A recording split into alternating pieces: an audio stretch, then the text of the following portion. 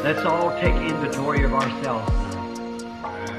Let us just think before we go to prayer. How is my standing tonight with God? Let's check up in our hearts and find out. Lord, if I have wounded any soul today, if I've caused one foot to go astray, whatever I've done or said that's been wrong, oh God, forgive me for it. That my faith looks up to Thee, Thou Lamb of Calvary, Savior divine. Now hear me while I pray.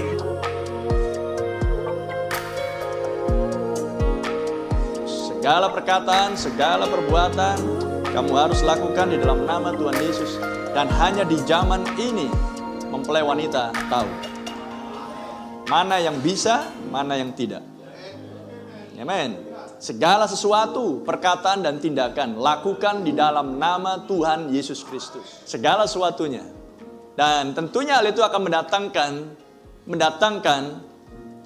mendatangkan tuduhan di dalam hati seseorang jika Anda tidak melakukannya di dalam nama Tuhan Yesus. Amin. Kolose 3 katakan, jangan saling mendustai.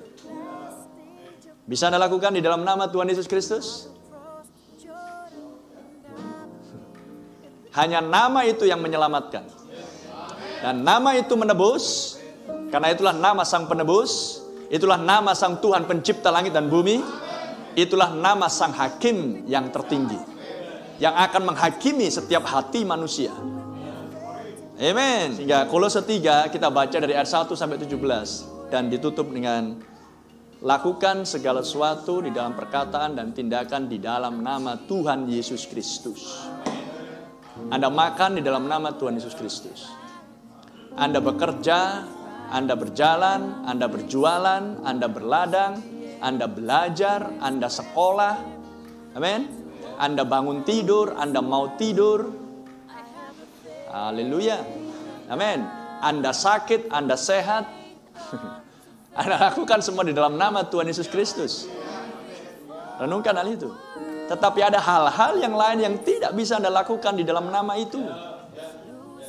Anda memasak, sister-sister, Anda lakukan di dalam nama Tuhan Yesus Kristus. Anda menyanyi, Anda lakukan di dalam nama Tuhan Yesus. Sehingga hanya di masa ini Anda tahu kapan nama itu disebutkan. Amin. Hembuskan nama itu sebagai perisai atas hidupmu.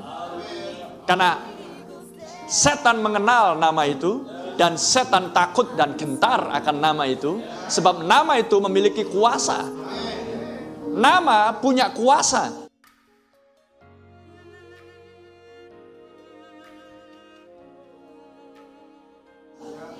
Amen. Seperti Saul. Saul tahu bahwa nama nabi yaitu Samuel punya power. Sehingga dia pakai nama itu. Demi nama Saul dan Samuel. Tapi dia memakainya untuk tujuan kepentingan sesuatu yang tidak alkitabiah. Ada amin? Anda renungkan di sini. Ketika nama itu hanya bisa disebutkan untuk sebuah tujuan yang jelas. Sehingga Anda tidak bisa mengucapkan nama itu di sembarang tempat dan dalam kondisi yang seperti apa. Karena nama ini menjadi perbantahan dari zaman ke zaman. Dan nama ini sudah semakin dilecehkan oleh dunia ini. Lihat film-film Hollywood itu. Oh my God. Oh Jesus. Tapi itu sesuatu hal yang tidak alkitabiah. Nama inilah nama Sang Firman. Dan manusia hidup oleh setiap firman. Maka segala pikiran, perkataan, tindakanmu lakukan di dalam nama Tuhan Yesus Kristus. Amen. Anda mengusir setan di dalam nama Tuhan Yesus Kristus. Anda berdoa di dalam nama Tuhan Yesus Kristus. Anda tumpang tangan di dalam nama Tuhan Yesus Kristus. Renungkan hal itu. Karena mempelai wanita memiliki nama tersebut. Oleh pernikahan anak domba yang sedang berlangsung, maka nyonya Yesus Kristus yaitu mempelai wanita mengenakan nama tersebut. Haleluya, terpuji nama Tuhan. Sehingga tidak akan ada yang bisa menyentuh mempelai wanita karena nama sang suami ada di situ. Amin. Sama halnya dengan nama Indonesia menyertai akan duta besar. Amin. Maka tidak ada yang bisa menyentuh dia. Menyentuh dia berarti menyentuh akan negara tersebut. Itu ngajak perang namanya.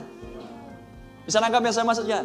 Hanya di zaman ini, itulah sebabnya betapa kita ingin memastikan bahwa Anda dilahirkan kembali. Kamu mati di dalam Dia dan tersembunyi hidupmu di dalam Kristus. Pikirkan perkara-perkara yang di atas. Anda tidak bisa melakukan segala tipu daya, tipu muslihat, atau politik di dalamnya, atau kepentingan sendiri untuk tujuan kepentingan pribadi, dan kemudian menghalalkan berbagai cara dan melakukan hal-hal yang seperti itu di dalam nama Tuhan Yesus. Dengan kata lain, jika Anda tidak bisa mengucapkan nama itu untuk sebuah tindakan atau perkataan, artinya adalah jangan lakukan. Ada amin. Dibutuhkan sebuah kesadaran untuk hal itu. Itulah sebabnya khotbah demi khotbah untuk menaikkan level kesadaranmu. Sehingga segala sesuatu yang Anda lakukan adalah di dalam nama Tuhan Yesus Kristus. Nama yang paling memberkati dan nama yang paling diberkati. Haleluya. Renungkan hal itu. Mengerti yang saya maksudkan? Ketika Anda memberikan penilaian yang keliru kepada saudaramu, atau mengucapkan perkataan yang tidak sepantasnya sebagai orang Kristen kepada saudaramu, bisa akan dilakukan di dalam nama Tuhan Yesus Kristus? Jika tidak bisa, kenapa dilakukan? Renungkan hal itu. Amen. Kesadaran itu datang menerpa pikiran Anda. Manusia berpikir dalam hatinya. Ada amin? Jadi sebelum diucapkan, jangan diucapkan. Karena di pikiran pun seseorang sudah berdosa. Tanpa dia perlu mengucap, tanpa dia perlu bertindak. Haleluya. Karena nama itu adalah keseluruhan pribadi Yesus. Brother Rinto berdoa dari Kejadian sampai Wahyu. Itulah Yesus.